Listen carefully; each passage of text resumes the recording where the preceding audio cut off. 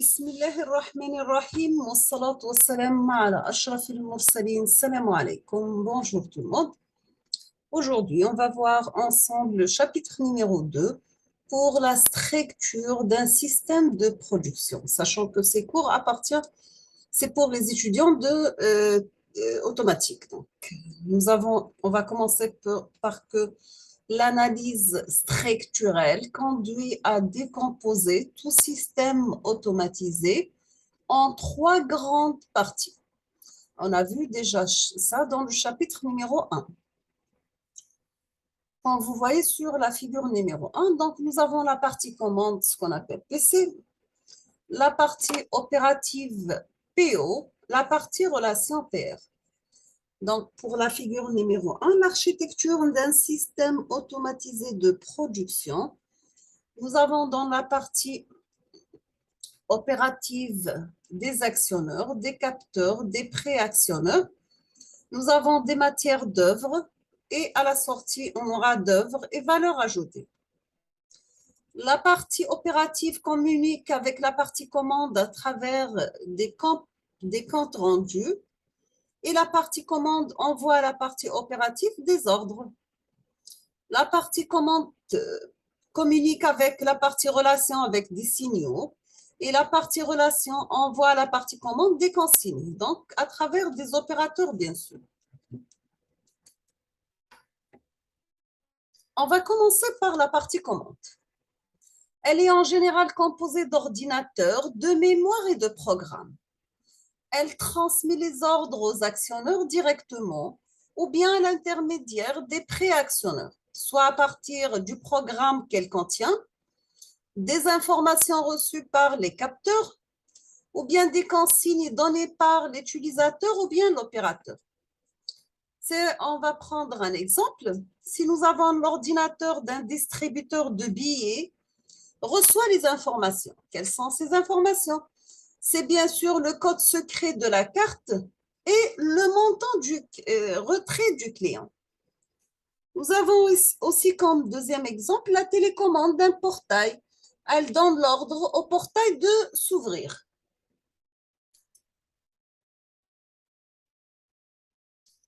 Quand vous voyez sur cette figure le microprocesseur responsable de la partie commande. On passe maintenant à la partie opérative. La partie opérative d'un automatisme, c'est bien le sous-ensemble qui effectue les actions physiques, qui peut être déplacement, émission de lumière, mesure des grandeurs physiques, qui sont température, humidité, luminosité, etc. Et rend compte à la partie commande. Bien sûr, la partie opérative, elle comporte des actionneurs, des préactionneurs et des capteurs. Elle contient les organes de puissance qui sont les actionneurs, qui agissent sur la matière d'œuvre telle qu'un moteur électrique, un vérin pneumatique, etc. Pour les actionneurs, un actionneur, c'est un constituant de puissance qui convertit une énergie d'entrée en une énergie de sortie utilisable pour obtenir une action définie. Bien sûr, ce sont essentiellement. Premier exemple, c'est bien l'actionneur électrique, ou bien ce qu'on appelle un moteur électrique. Quelle est la fonction d'un moteur? Nous avons comme entrée une puissance électrique fournie par l'alimentation électrique, c'est une puissance absorbée qui passe à travers un moteur pour avoir à la sortie une puissance mécanique disponible sur l'arbre du moteur. Donc, c'est une puissance utile. Les éléments de base d'un moteur. Nous avons le stateur ou bien l'indicateur, une partie fixe qui produit le champ magnétique, le rotor ou bien l'induit, c'est une partie mobile en rotation. Si on va prendre quelques exemples d'utilisation, nous avons le moteur à courant continu pour des batteries et piles, des petits outils, des appareils électroportatifs sans fil, moteur universel secteur, petits moyens électroménagers, perceuse, aspirateur, etc. Moteur à 5 crans triphasé, machine, outil nettoyeur haute pression, des moteurs pas à pas, commande électronique, l'utilisation pour côté mécanique de précision pour les imprimantes et lecteurs CD. Deuxième type, c'est bien l'actionneur pneumatique ou bien hydraulique, c'est le vérin et moteur. Les vérins transforment l'énergie d'un fluide sous pression en énergie mécanique. Ils peuvent soulever, pousser, tirer, serrer. Leur classification tient compte de la nature du fluide utilisé, bien sûr. Nous avons côté pneumatique, il utilise l'air comprimé 2 à 10 bars en usage courant. Hydraulique, il utilise l'huile sous pression jusqu'à 350 bars. Voici son constitution. Nous avons des vis de réglage de l'amortissement, fond de vérin, joint de piston, bague porteuse, tige du vérin, capteur magnétique, orificine avant, le nez du vérin, un joint de l'amortisseur, un aimant permanent, manchon de l'amortisseur, cylindre, corps du vérin, une bague auto-lubrifiante, joint de tige et raclade. Nous avons deux types de commandes.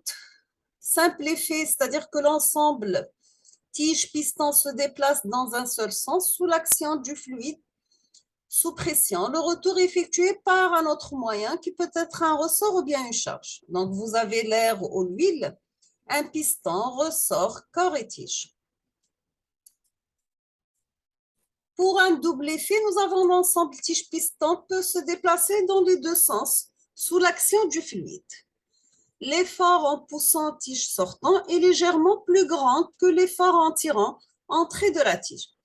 Car ici, nous avons la pression n'agit pas sur la partie de surface occupée par la tige, bien sûr. Quelles sont les caractéristiques et les performances d'un vérin? Nous avons le fonctionnement d'un vérin dépend des caractéristiques suivantes. Le diamètre du piston, la course de la tige, la pression d'alimentation, etc. Voici des exemples de course et diamètre et course et encombrement.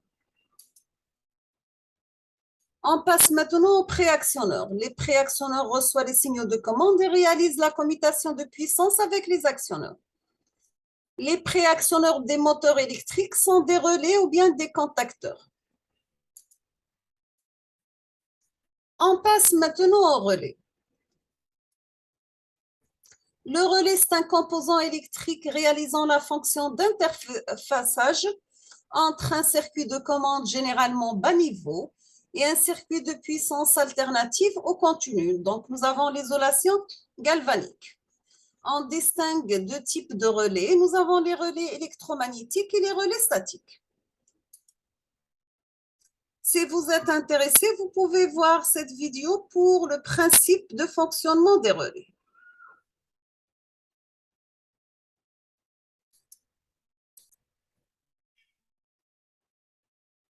Donc, vous pouvez voir cette vidéo, c'est comment fonctionnent les relais. Qui a sponsorisé cette vidéo. Telecontrols est l'un des principaux fabricants dans le domaine de l'automatisation depuis 1963. Ils offrent certaines des meilleures solutions en matière de relais de commutation fiables et garantissent la durée de vie maximale de votre équipement. Consultez leur gamme de relais de commutation ainsi que les relais classiques et les accessoires appropriés. Vous pouvez les contacter par courrier électronique à l'adresse sales@telecontrols.com ou via LinkedIn pour recevoir gratuitement votre fiche de configuration de relais. Pour plus d'informations, voir le lien dans la description vidéo ci-dessous. Un relais est un interrupteur à commande électrique. Les relais, traditionnellement, utilisent un électroaimant pour actionner mécaniquement l'interrupteur. Cependant, les versions plus récentes utilisent des dispositifs électroniques tels que les relais à semi-conducteurs. Les relais sont utilisés lorsqu'il est nécessaire de contrôler un circuit à l'aide d'un signal de faible puissance ou lorsque plusieurs circuits doivent être contrôlés par un seul signal. Les relais assurent une isolation électrique complète entre les circuits de commande et les circuits contrôlés. Les relais sont souvent utilisés dans les circuits pour réduire le courant qui passe par l'interrupteur de commande primaire. Un interrupteur, une minuterie ou un capteur d'ampérage relativement faible peut être utilisé pour mettre en marche et arrêter une charge de capacité beaucoup plus élevée. Nous en verrons des exemples un peu plus loin dans la vidéo. il y a deux circuits principaux dans le relais, le côté primaire et le côté secondaire. Le circuit primaire fournit le signal de commande pour faire fonctionner le relais. Celui-ci peut être contrôlé par un interrupteur manuel, un thermostat ou un capteur quelconque. Le circuit primaire est généralement connecté à une alimentation en courant continu basse tension. Le circuit secondaire est le circuit qui contient la charge qui doit être commutée et contrôlée. Par charge, on entend tout appareil qui consomme de l'électricité, comme un ventilateur, une pompe, un compresseur ou même une ampoule. Du côté primaire, on trouve une bobine électromagnétique. Il s'agit d'une bobine de fil qui génère un champ magnétique lorsque le courant passe à travers elle. Lorsque l'électricité passe à travers un fil, elle crée un champ électromagnétique. Nous pouvons voir qu'en plaçant des boussoles autour du fil, lorsque nous faisons passer un courant à travers le fil, les boussoles changent de direction pour s'aligner avec le champ électromagnétique.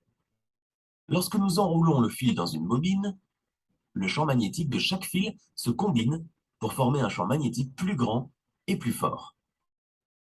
Nous pouvons contrôler ce champ magnétique en contrôlant simplement le courant. Au fait, nous avons abordé le fonctionnement des solénoïdes et même la façon de fabriquer son propre solénoïde dans nos vidéos précédentes. Vérifiez cela, les liens se trouvent dans la description de la vidéo ci-dessous. À la fin de l'électroaimant, nous trouvons l'armature. C'est un petit composant qui pivote. Lorsque l'électroaimant est sous tension, il attire l'armature. Lorsque l'électroaimant est désactivé, l'armature revient à sa position initiale. Généralement, un petit ressort est utilisé pour y parvenir. Un contacteur mobile est relié à cette armature. Lorsque l'armature est attirée par l'électroaimant, elle se ferme et complète le circuit du côté secondaire. Espérons que c'est clair, d'accord? Maintenant, on Nous passe avons deux comment types de relais de fonctionner base, le relais. le type normalement ouvert et le type normalement fermé. Il existe d'autres types de relais et nous allons les examiner plus tard dans la vidéo. Avec le type normalement ouvert, aucune électricité ne circule dans le circuit secondaire. La charge est donc coupée. Cependant, lorsqu'un courant passe dans le circuit primaire, un champ magnétique est induit dans l'électroaimant. Ce champ magnétique attire à l'armature et tire le contacteur mobile jusqu'à ce qu'il touche les bornes du circuit secondaire. Cela complète le circuit et fournit de l'électricité à la charge. Avec le type normalement fermé, le circuit secondaire est normalement complet et la charge est donc en marche. Lorsqu'un courant passe dans le circuit primaire, le champ électromagnétique fait repousser l'armature qui déconnecte le contacteur et coupe le circuit, ce qui coupe l'alimentation électrique de la charge.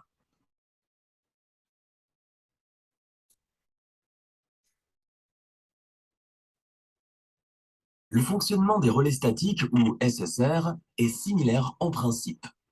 Mais contrairement aux relais électromécaniques, il ne comporte pas de pièces mobiles. Le relais statique utilise les propriétés électriques et optiques des semi-conducteurs statiques pour assurer son isolation d'entrée et de sortie, ainsi que ses fonctions de commutation. Avec ce type de dispositif, on trouve une lumière LED sur le côté primaire au lieu d'un électroaimant. La LED assure un couplage optique en envoyant un faisceau de lumière à travers un espace et dans le récepteur d'un transistor photosensible adjacent. Nous contrôlons le fonctionnement de ce type de dispositif en allumant et en éteignant simplement la LED. Le phototransistor agit comme un isolant et ne permet pas au courant de circuler, sauf s'il est exposé à la lumière. À l'intérieur du phototransistor, nous avons différentes couches de matériaux semi-conducteurs. Il y a le type N et le type P, qui sont pris en sandwich ensemble. Le type N et le type P sont tous deux fabriqués à partir de silicium, mais ils ont chacun été mélangés à d'autres matériaux pour modifier leurs propriétés électriques. Le type N a été mélangé avec un matériau qui lui donne beaucoup d'électrons supplémentaires et inutiles, qui peuvent se déplacer librement vers d'autres atomes. Le type P a été mélangé à un matériau qui a moins d'électrons, ce qui fait que ce côté a beaucoup d'espace vide où les électrons peuvent se déplacer. Lorsque les matériaux sont assemblés, une barrière électrique se développe.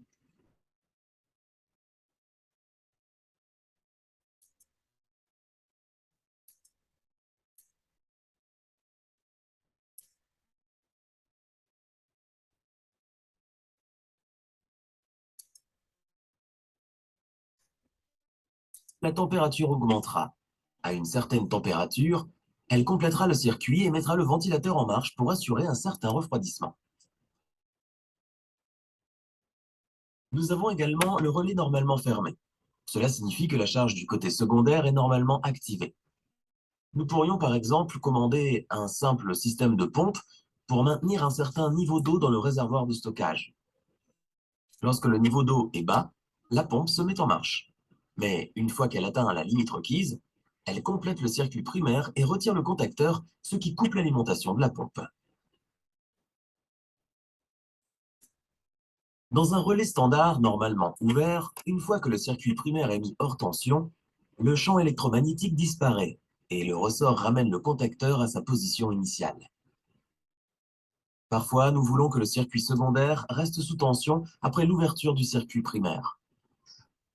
Pour cela, nous pouvons utiliser un relais de verrouillage. Par exemple, lorsque nous appuyons sur le bouton d'appel d'un ascenseur, nous voulons que la lumière du bouton reste allumée, afin que l'utilisateur sache que l'ascenseur arrive. Nous pouvons donc utiliser des relais de verrouillage pour ce faire.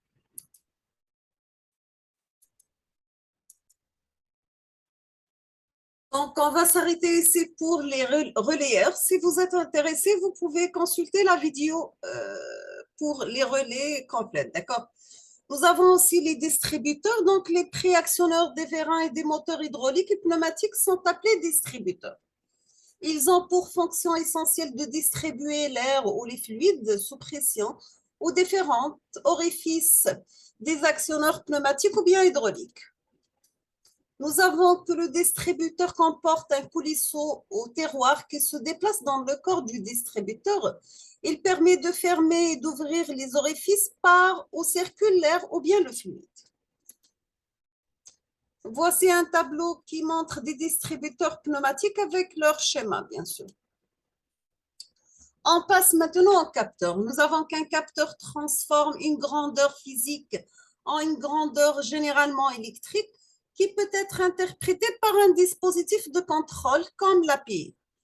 Donc, grandeur physique, l'état de la partie opérative qui passe à travers un détecteur d'un événement. Donc, on reçoit à la sortie un signal électrique exploitable par la partie commande.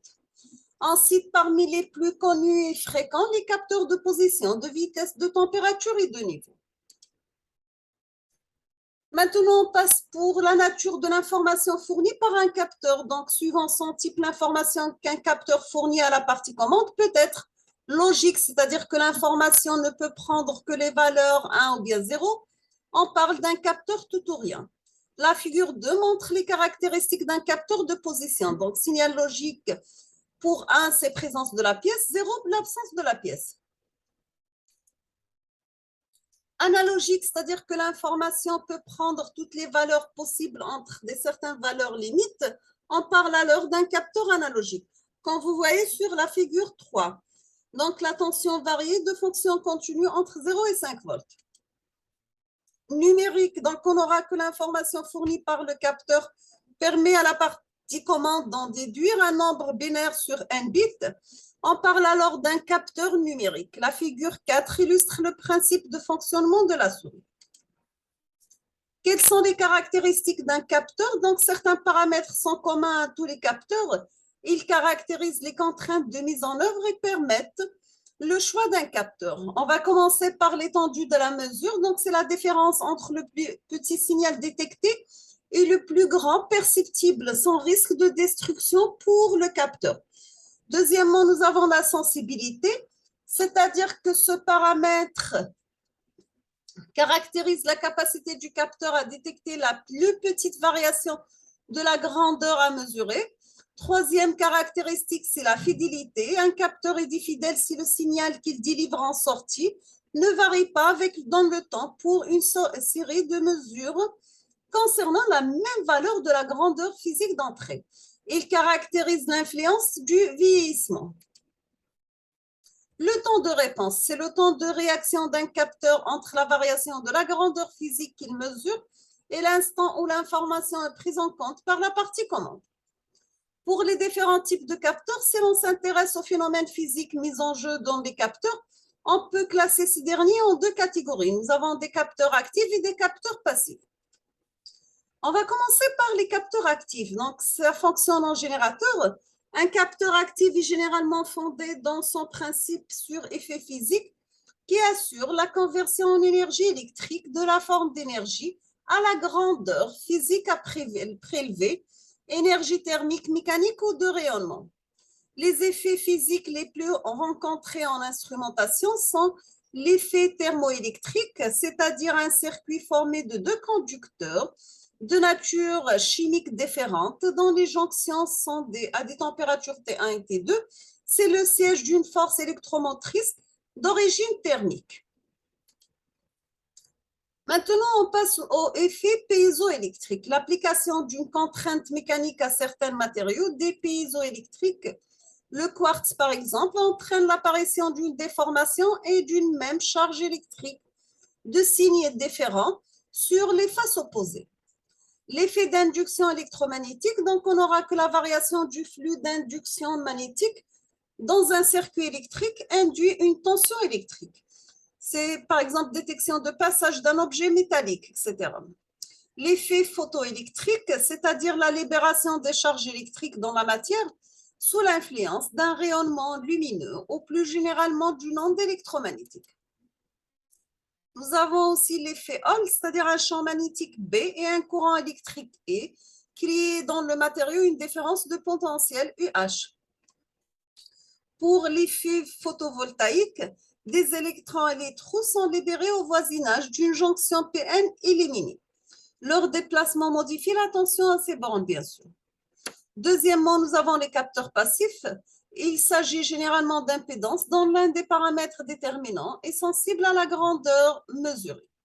La variation d'impédance résulte soit d'une variation de dimension du capteur, c'est le principe de fonctionnement d'un grand nombre de capteurs de position, potentiomètre, inductance à noyau mobile, condensateur armature mobile, soit d'une déformation résultant de force ou de grandeur, c'est ramenant, pression, accélération, armature de condensateur soumise à une différence de pression, le jauge d'extensomètre lié à une structure déformable.